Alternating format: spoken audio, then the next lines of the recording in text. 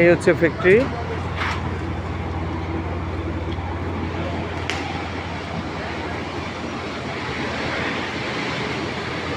মোটামুটি এক্সপোর্ট ক্যাটাগরির ফ্যাক্টরি।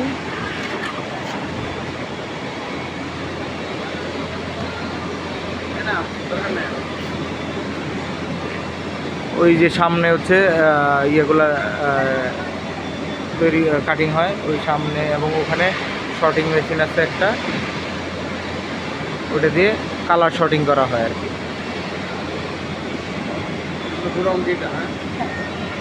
মালের গোডাউন, যে গোডাউন আছে এখানে।